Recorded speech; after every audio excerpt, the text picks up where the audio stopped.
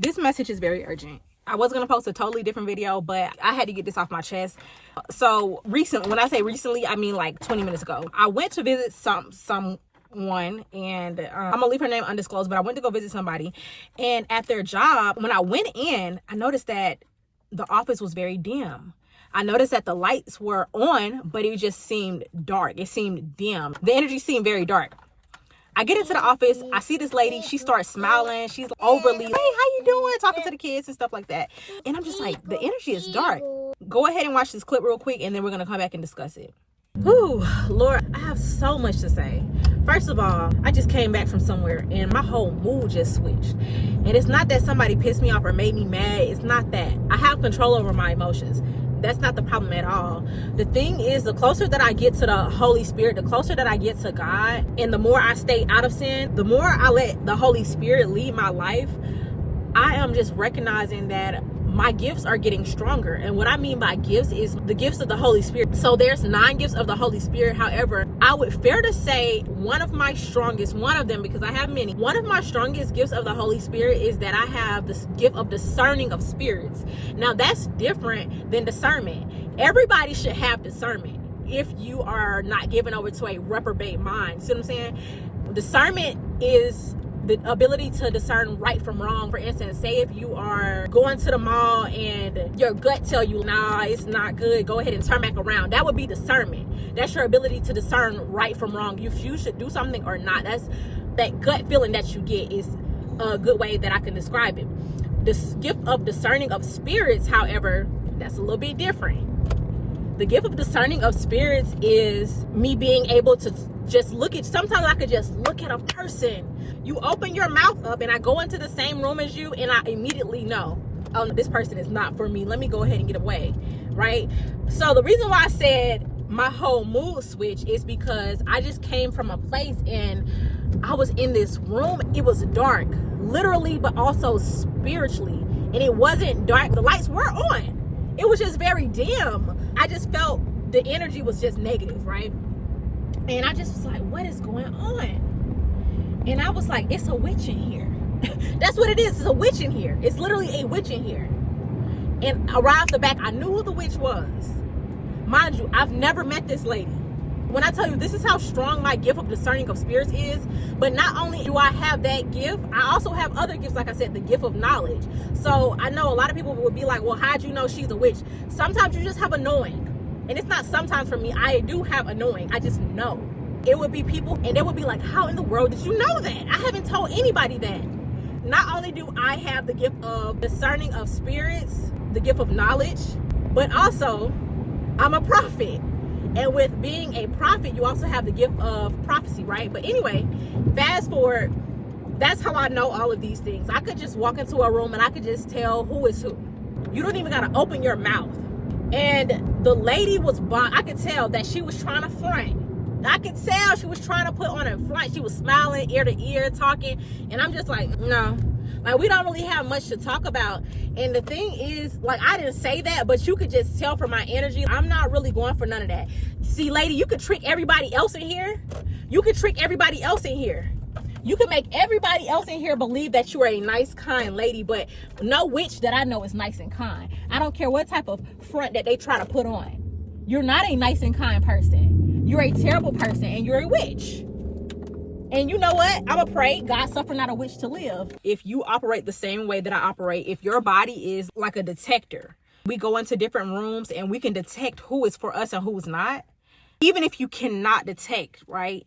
You can still pray these prayers. Everybody should be praying these prayers. You should be, any situation that you are faced with, go to the Bible, pick a Bible verse, and you just insert your name. So for instance, I would take, for this specific situation, of course, I'm going to say, suffer not a witch to live. I'm also going to say Isaiah 54:17. No weapons formed against me shall prosper. No weapons formed against my kids. I'm going to insert their names. I'm not going to say it on here. Shall prosper. Every tongue that rises up against us, we will condemn. I will condemn. Such and such will condemn. And that's what I would say. I also like to say Zechariah 2:5. Lord, let there be a wall of fire encamped all around myself, all around such and such, all around such and such. And I would just insert the names. Because witches don't like fire, right? You step over on, you get over on us, you touch us, You try to mess with us in any way, you're going to get burnt. According to Zechariah 2:5, let there be a wall of fire encamped all around us. You cannot touch us. There's also different verses that you can pray as well to keep yourself guarded up. Because the thing is, like, it's evil all around us. As long as you live on the earth, it's going to be evil all around you, right? So our job is to suit up and boot up in the spirit.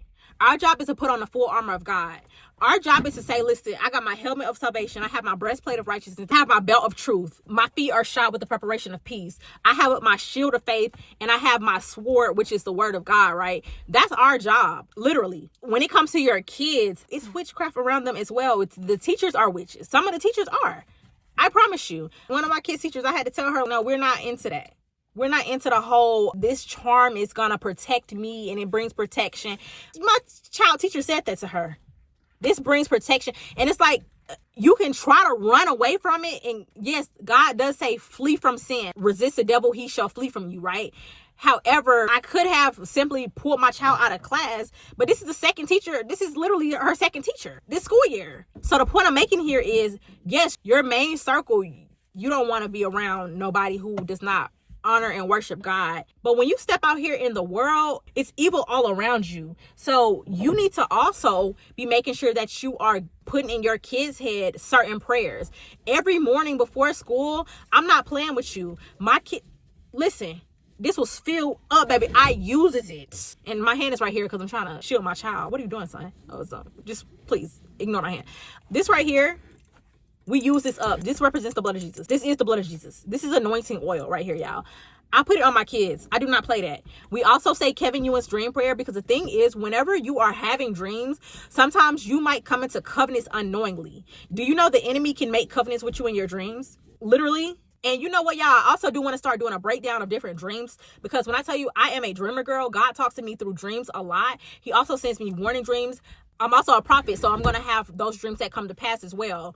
I also have dreams that are sent by the enemy, so I do want to break down, have a whole segment on here that literally breaks down dreams, because I know a lot of people wonder, dang, what does this mean? Never ever go to the internet and just start researching and asking Google, what does a dream mean?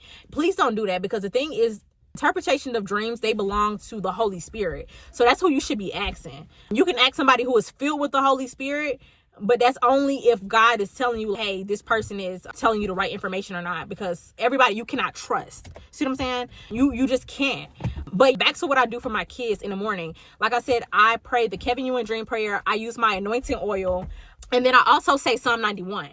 You need to be speaking Psalm 91 over your children. And like I said, whenever you're praying prayers, you need to be inserting your name. So that's how I would pray a scripture. You see what I'm saying? And that's how I would pray Psalm 91 specifically. And any other scripture, like I mentioned earlier, Zechariah 2:5, I would enter our name. So let there be a wall of fire encamped all around me in my children's name, right? And whoever else that I would pray over. I always pray over my husband, even though right now I don't know who you are, but I'm praying. And if you have kids, I'm praying over them too. They straight, period. With me, they straight. But that's what you do.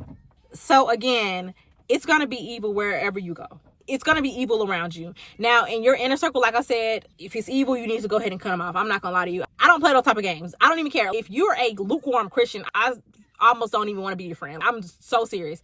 Even though once upon a time I was lukewarm as well, but I see how much damage that brought to me. I don't even, cut them off. But as far as your workplace, and you don't have to tolerate what you don't want to tolerate. That's another thing. If you don't want to be around these people at your job, you can literally pray and ask God, God, send me another job with better coworkers, with an even better salary. That's what you can be praying and saying. But even if you do that, the whole point I'm making is you'll be at the grocery store. You'll be at the movie theater. The world is filled with evil people. So you have to be on guard. And you also have to know who you can let your guard down with and who you have to keep that guard up with. That witch that I just seen at that workplace, no, absolutely not. And I told the person who I came to see, I said, that lady is a witch. You need to watch out for her. She's a witch. And I'm not saying watch out as in be scared. I'm saying watch out as don't let your guard down. It's not she's nice now. She's kind. She's treating me better. She's going to take me out to lunch. No, you don't go to lunch with her. If you're watching this message, do not go to lunch with that lady. Oh, I just had a revelation. Do not go to lunch with that lady. If you're listening to this message, she does witchcraft.